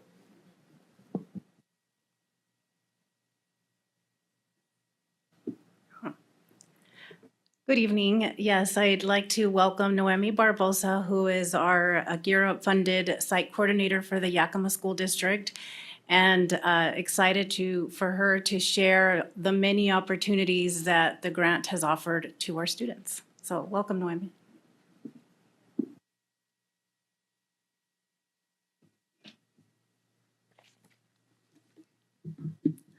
Well, first of all, thank you for allowing me to be here and present on our programs and services. So I'm going to go ahead and go over some of the services we offered this last year. So as Dr. Green mentioned, my name is Noemi Barbosa, and I am the site coordinator for the University of Washington Gear Up program. First of all, what is Gear Up? So Gear Up stands for Gaining Early Awareness and Readiness for Undergraduate Programs. In October of 2023, the Yakima School District was added to our Gear Up programming for our Rise Up grant that we have. That's UW likes its acronyms, so that is the title. We were awarded our Four Valleys One Vision grant. So with that grant, our grants are cohort modeled. It was in place to serve our class of 2030, which is our incoming 8th grade class at Lewis and Clark and at Franklin. Our grants are 7-year-long grants, so this one will serve the students from their 6th grade year all the way up until a little bit after their senior year, so September 30th of 2030. This last October, we were then awarded the second grant, which is our PATH grant, promoting access to higher education. And with this grant, then we were able to pick up the cohorts of the class of 2031, our incoming 7th graders, at all 4 of the Yakima School District middle schools. This one as well is a 7-year grant, and this one will end in August 31st of 2031, so a little bit after their senior year. Our grants are STEM and academic focused. Really, the priority is to help prepare these students academically for high school and for their post-secondary options. So be it college, career, whatever it is that they choose to do, helping expose not just them, but also their families to these opportunities. And some of the ways we do this is through direct student services. So this last year, the services we were able to provide, and you will note on the slides, the goal that is listed in parentheses is tied to the Yakima School District strategic plan. The main service we wanted to incorporate was tutoring. So we were able to fund 7 tutors across our 4 middle schools. These tutors provided tutoring 2 to 3 days a week. This was dependent on the school need and working with administration to help decide how we wanted to do this tutoring. We were able to serve 278 cohort students. That number only reflects the cohort students, but tutoring was offered to all of the students within the middle schools. The next student service that we provided was field trips. So we were able to provide 12 field trips to different colleges, student conferences, events. They are all listed there on your slide. I'm only going to touch on 2 of them. The first one being our Boys Empowerment Conference. So this conference was put on by our University of Washington Gear Central Office. I was able to take 3 students to this conference. It is the picture that you see on the bottom. And in this conference, the students were able to see a keynote speaker. They participated in activities. The image that you see there is actually of the activity that our students won. So we had the students do this activity where they traced out Mr. Segura, and then they had to list what it takes to be a leader, specifically a male leader. And they had to make it in conjunction with the body part. So for example, heart was kind, the brain was critical thinking. So our students presented this, and they ended up winning against students from across the other 13 school districts that Gear Up is in. These students initially did not want to participate in anything. They were really shy and quiet. They didn't even know each other at all. And as soon as we started this activity, they completely attacked it, and it was really beautiful to see them working together to complete this. There was images, pictures. I wish you could see the picture better, but it was amazing. The next activity that I would like to highlight is our Central Washington University field trips. We did 2 field trips, took a total of 69 students to Central. Within all of our college trips, we like to do a tour, general presentation. We ask that they do a STEM activity for us because we are STEM focused. So they did a volcano explosion, and then they also did a geology lab with them. The other part we like to add, if able, is we like to take them to the cafeteria to really get that full college experience. And so in one of our trips in doing this, we were actually waiting, for our $6 chicken tender order that we were waiting. And the students were noticing that people kept getting food before them. So the question was asked, where's my food? Why are they getting their food? And so this for me was really eye-opening, that I knew it was DoorDash, but they didn't understand that. So this became a lesson to really explain to our students, not just that opportunity, but really how a college student's life works, and it really explaining to them it's not a 8 to 2:30. They're often rushing from class to class, and this was really exciting for our students to see and really eye-opening for them. The next service that we've been able to provide is our workshops. So with our workshops, we've been able to host 25 workshops. We've served a total of 1,258 students. Again, this is only cohort students. With the workshops, we traditionally do them during lunch or after school, and they're open to everyone within the middle school. So our numbers are a little bit higher there as well. Some other programs we've been able to partner with and bring into the school district within Our GEAR program is our Pacific Northwest University Roots to Wings program. So we were able to obtain 50 spots for our middle school students. With this program, it's a co-mentoring program with Pacific Northwest University, and the students attend 9 different trips. They work with the student doctors that are there. They attend lectures, labs, and have that co-mentoring component. The really great thing about this program is they can start it in 6th grade. And once they get into high school, they're eligible for summer internships that are paid through PNW, Heritage, and then eventually the National Institute of Health. We also were able to partner with the Northwest Earth and Space Science Pathways Program from Central and NASA to host a camp this summer for 43 of our students across our 4 middle schools, and 4 of the teachers assisted us with this program. The students there coded some drones, they built rockets. It was very STEM focused. They did a water filtration lab. Those are the 2 images that you see on the bottom left, and the other 2 are from the PNW program. We also assisted with providing programming for summer school, which we had about 250 students from the school attend, with 11 teachers, 2 staff, and 4 admin that participated. Of course, we understand that it takes a village to help prepare these students. And so with that, we want to make sure that we are providing some resources to our teachers and to our families as well. So for teachers this last year, we were able to provide 30 teachers with mini grants to help support some of their supply needs to support our students within the class. We were also able to fund 57 spots for the Solution Tree conferences for teachers, admin, and district staff. With parent engagement, it's really important that we also incorporate the parents. It's not just a student going off to college or to career, it's going to be the whole family realistically. So really starting them younger. So with that, we were able to facilitate a college and career night at Franklin Middle School, which had 280 attendees. We also helped assist with the SEAM nights across the district. So we assisted with 3, 2 of which we hosted more so ourselves, and that was at Wilson and at Franklin. We had 385 attendees at this event. Financial literacy is also a key component of our grant, so we brought in Outreach and Retention for All to help facilitate some financial literacy for our students and families. We also had East Valley and Waldo District families attend this event.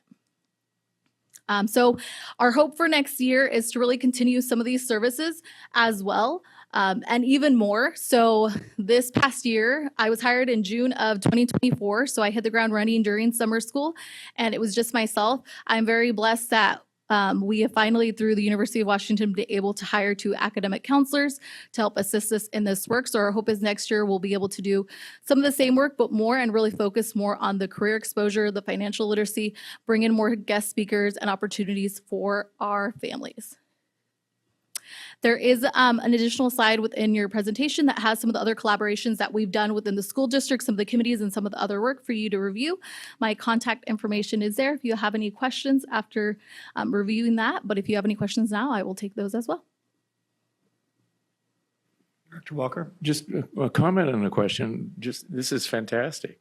I'm really excited by what you're doing, the number of students you've involved, and that you're able to engage all 4 of our middle schools.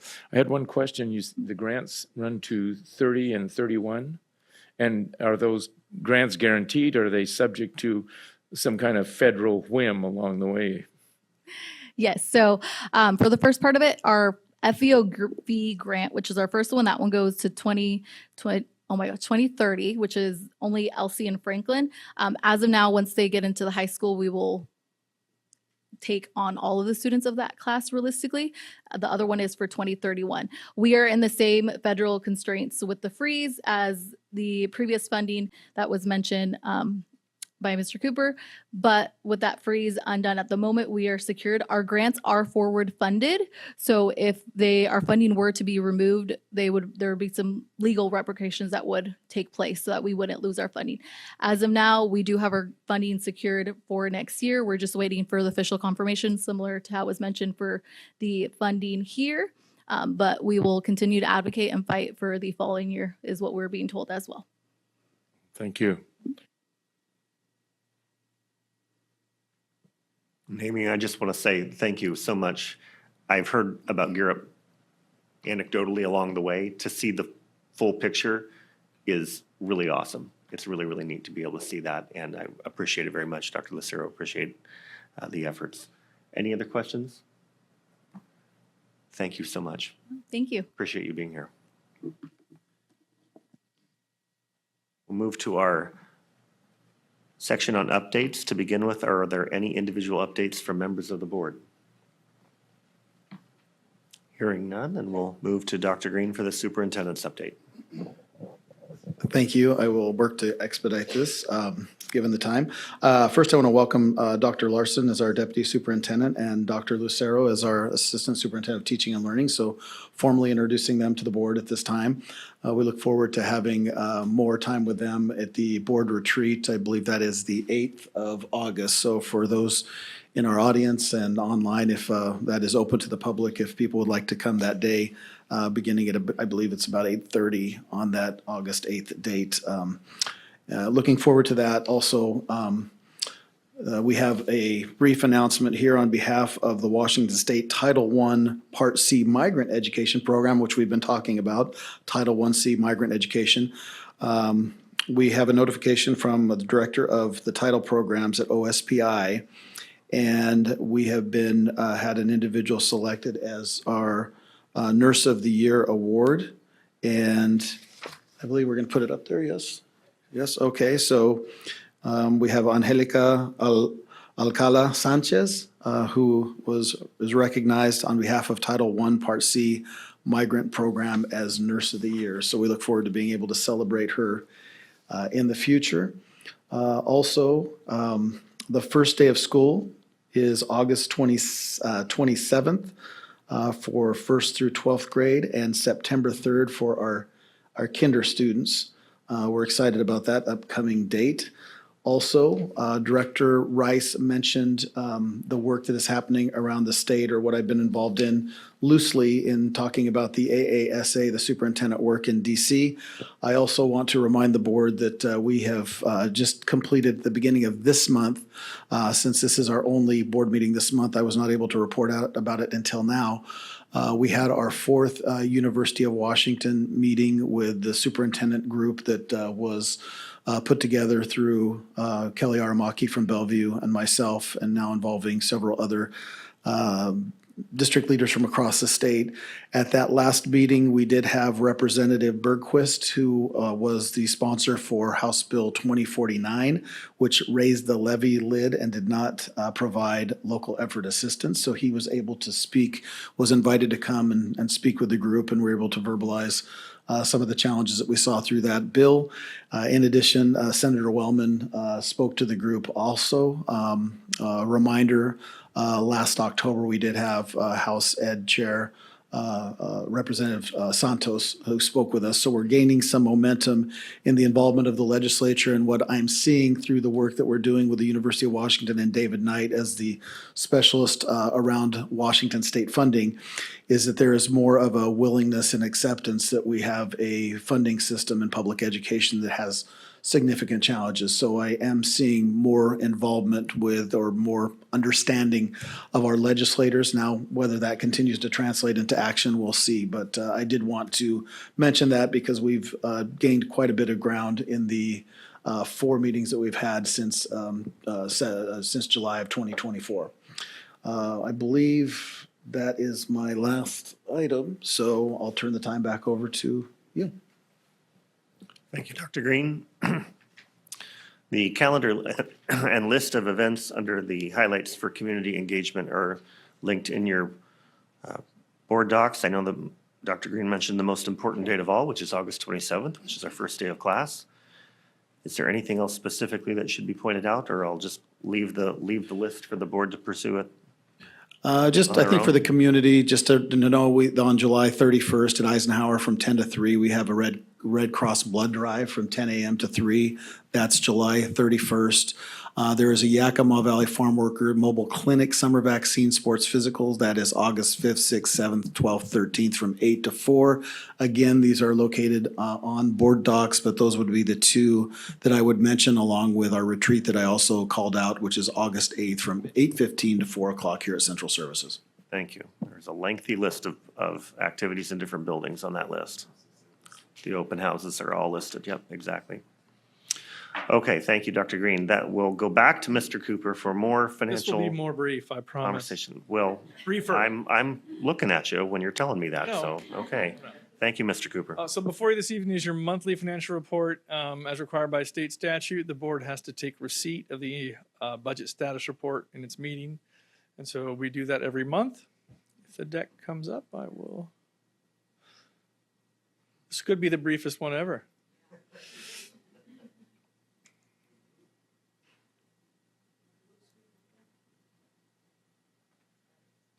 That's all right. Unless I have to talk.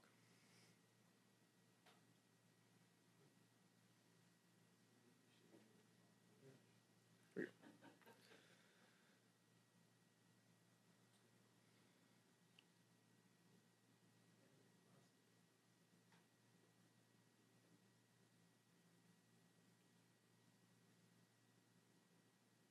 Thanks, Bob. So here's your monthly financial report for June, and was pointed out earlier in public testimony. School district's fiscal years end August 31st. It generally takes us 2+ months to close the books, given the size and the accruals that we occur. And by state statute, your financial statements aren't required to be submitted until October 25th of each year, and then finalized in November by OSPI. So we run on projections most of the year. That's why I have gray hair. Because the budget before you and everyone is built on a projection, right? Until kids show up and we commence the school year. So I'm going to breeze through this. This is the end of the year for enrollment actuals. I'm not going to touch upon it too much. We did a deep dive. You've seen that slide where I overprojected secondary enrollment several times. I hate it, but it will be better next year. Cash is king. Cash is above projection right now.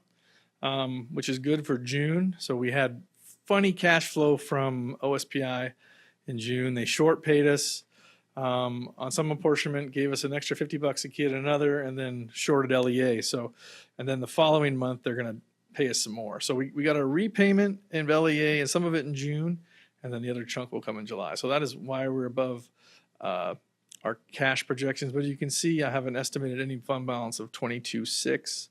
That cash line, cash and fund balance are not necessarily the same thing because they're affected by accruals and accounting. But as you can see, all signs are pointing towards that estimated beginning fund balance being very close to projection. General fund revenue to actual. Blue bar is actual. As you can see, this month slightly lighter in June. That was that short pay. For the most part, though, there's greater blue bars than the black bars, which we want to see, which is revenue over budget versus actual expenditures. Something important for you to note is the stability of those expenditures in the trough.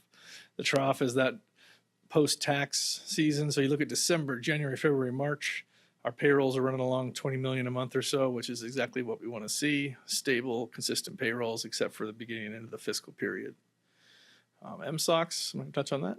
Any questions? So overall, cash is above projection.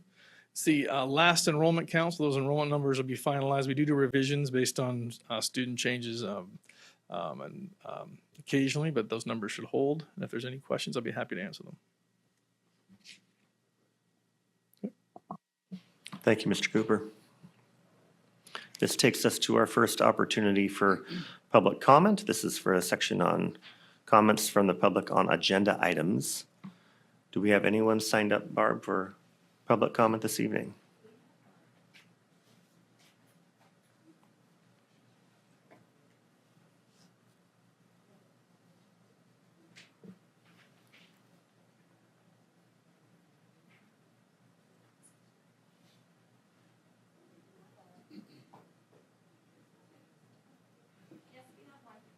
Excellent.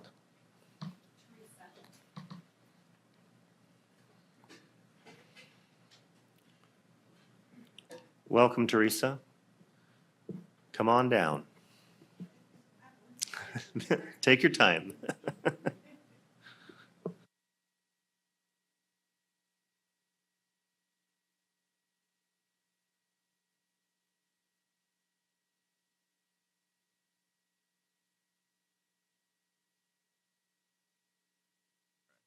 Mike's hot for you.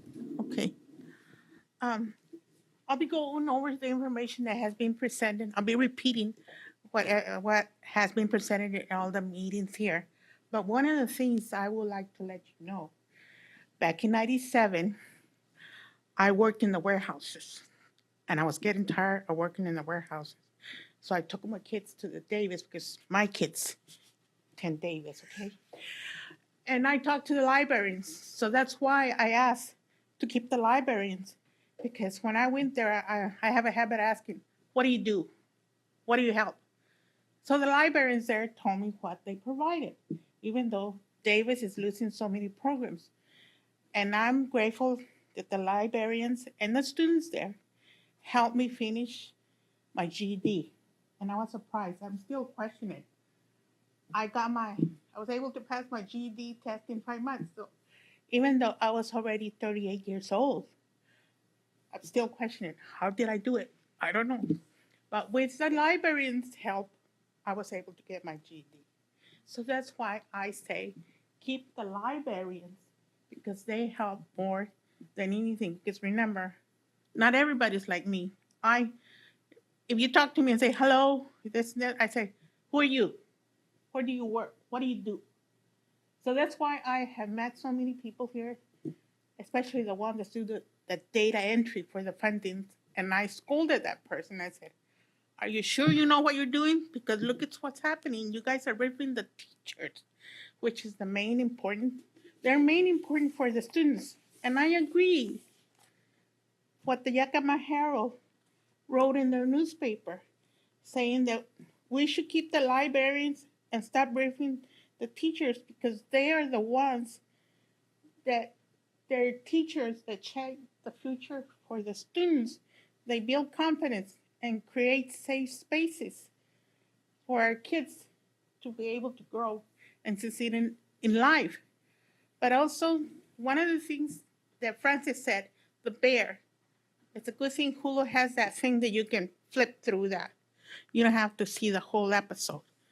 So the guy, he was the fancy chef, but his position, like I tell my kids, don't let your position go to your head.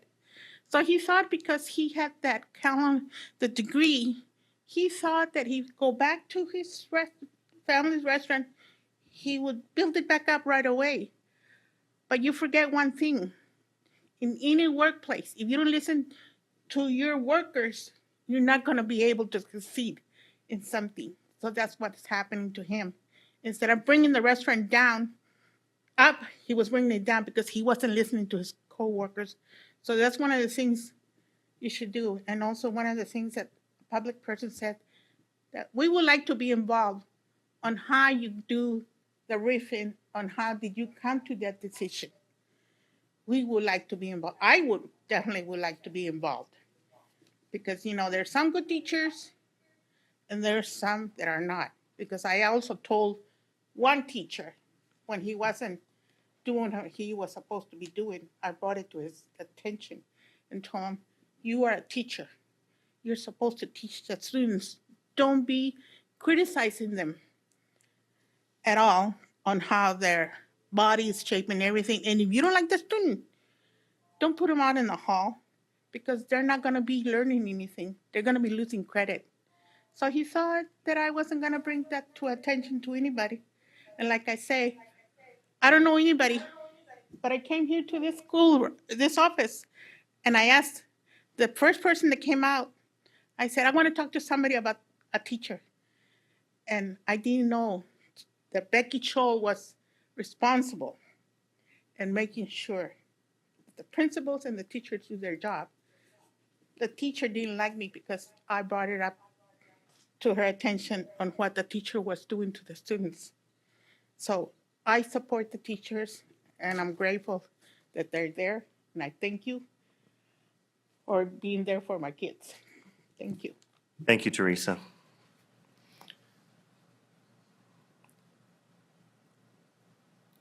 The next section on our agenda is our consent agenda this evening. Tonight's consent agenda is very lengthy. If any member of the board would like to have any item from the consent agenda removed from the consent agenda for full discussion, we can do so. Please let me know. If I'm about to, yeah. In the July 29th consent agenda, We have approval for minutes of June 2025, notification of approval for warrants for June of 2025, approval of personnel actions, the budget status reports for June of 2025, interlocal agreements, Resolution 08.24.25, approval for designation of auditing and investment officers, Resolution 11.24.25, approval for authorized signatory, approval for purchase of food and paper products from the National School Breakfast and Lunch Programs from U.S. Foods during the 2025-26 school year, and approval for purchase of fresh produce for the National School Breakfast and Lunch Programs from Spokane Produce during the 2025-26 school year. Does any member wish to have any of those consent items removed? In that case, I'd entertain a motion to approve tonight's consent agenda. So moved. Second. We have a motion and a second. Is there any discussion about the consent agenda? I just want to point out for the viewing audience, items 7, 8, 9, and 10 are typically voted on individually, and we've incorporated them into the consent agenda just to kind of pare down the level of time. These are agreements that are handled annually and things that we just do on a regular basis. Correct. Hearing no other discussion, all in favor of the motion, please say aye. Aye. Aye. Any opposed? Motion carries. Thank you very much. Our section on approvals begins with approval for McKinstry to perform the Clean Buildings Act Tier 1 and Tier 2 audits. And for that, we'll go to Mr. Murrieta. Thank you. I was asked to just give you summaries on this and the next two requests for approvals. There is an item called the Clean Buildings Act, where we are required to have a third-party independent auditor go through the buildings and make an assessment and recommendations for compliance with that act. This request is for $689,000, which will also be reimbursed via a grant through the Department of Commerce. Is this a federal requirement or a state requirement? Is it state? Thank you. The action letter is attached in board docs tonight. Would be willing to entertain a motion for the board to approve McKinstry to perform the Clean Buildings Act Tiers 1 and 2 audits for an approximate cost of $689,000. So moved. We have a motion and a second. Do we have any discussion? All in favor of the motion, please say aye. Aye. Any opposed? Motion carries. Thank you. Mr. Murrieta, back to you. These next two make me very happy. This is for the approval of Resolution 9.24.25, final acceptance of the Discovery Early Learning Modular Edition. As you've toured this facility before, we added 12,376 square feet to the Discovery Early Learning Campus. The primary use of this building is 6 new classrooms, a commercial kitchen, and a large set of restrooms. This is the official, we are done, and we can now get into the final closing out phase of this process. Any questions? Board is being asked to accept Resolution 09.24.25 for the final acceptance of the Discovery Early Learning Modular Edition. So moved. Second. We have a motion and a second. Is there any discussion? Hearing no discussion, all in favor, please say aye. Aye. Aye. Any opposed? Motion carries. Thank you very much. My last approval resolution is 10.24.25, final acceptance of the Davis High School Auditorium Modernization Project. I think you've all toured the facility, have seen the upgrades. We have waited, I think, a long 14 years for this process, and would like to have the approval so that we may have the final acceptance of this project. I move to approve Resolution 10.24.25. Second. We have a motion and a second. Is there any discussion? Just hooray. I've been waiting. I was half wondering I've if been there would waiting be some 50 celebratory. years for this, not just 14. So it's such a beautiful, it was a beautiful project. It was completed so well, and it'll just last for, it's something that will enrich the community for years. So I'm so excited to see this done. I agree completely. Hearing no further discussion, all in favor, please say aye. Aye. Aye. Any opposed? Motion carries. Thank you, Mr. Marietta. That takes us to our second opportunity for comments from the public. This would cover any topic not on the agenda tonight. Is there anyone signed up this evening for our second opportunity? Not at this time. Okay, thank you very much. Well, then we move to our policy governance section. We have a second reading for policy 0550, educational and racial equity. This is the second reading because I believe Director Rice requested the red line, and so we've attached some edits. The survey will be sent out ASAP, I believe, very soon. Is there any discussion?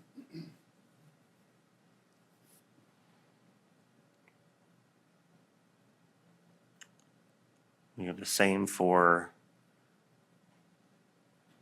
policy 1000.2.0, our global executive constraint. The responses are attached. Does any member wish to elaborate or add to the responses that were submitted? And we've had a month off, so remind me, we vote to receive? We're voting yes. Yes, okay. So we'll take a, What we can do is go through all of Group 'em. these and then approve them all as a group. I like that idea. Okay, we'll go right along to the next one then. We have a policy 1000.2. Sorry, 1000.2.3, which is our financial conditions and activities. We have the approval ratings for policy 1000.4.2, which is the accountability of the superintendent. Approval of the ratings for policy 1000.4.3, which is the delegation to the superintendent. And the approval for policy 1000.4.4, which is monitoring of the superintendent's performance. And again, does any member wish to elaborate or expand upon the responses that were submitted with the Survey Monkey? I would just like to comment that since all were unanimous in approving, in giving full compliance in all of those policies, I would just move that we approve the ratings for all of those policies listed. Second. A motion and a second to approve the attached 5 policies as they have been submitted through the survey. Any other discussion? All in favor, please say aye. Aye. Any opposed? Thank you very much. Mr. Superintendent, do we have need for executive session this evening? We do not have need for an executive session. I do have one topic if you, so. Feel free. Thank you. Just here at the close, I look around and I just wanted to recognize that we are entering this time period of voting for board members. And I just wanted, since we have people here tonight, I just wondered if we had any candidates, if they could just stand up and we could see who's running, if we have anybody here tonight. Okay, so just let it be noted that Esperanza Lemos, thank you. I just want to appreciate you and others attending some of those sessions. So I know that having been in this position now for 6 years and seen the work that you do, it is a daunting task for a community member to give up time and away from their family in the evenings to serve the community in the way that you do. So I just want to recognize you as well and thank the candidates who are putting in for the position. And I would say thank you, Dr. Green. I know the educational sessions for prospective board members has evolved over the years, and I understand that's been well attended this year, so appreciate that very much. Hearing no other business, then we will be adjourned for the evening. We'll see you all in a couple weeks.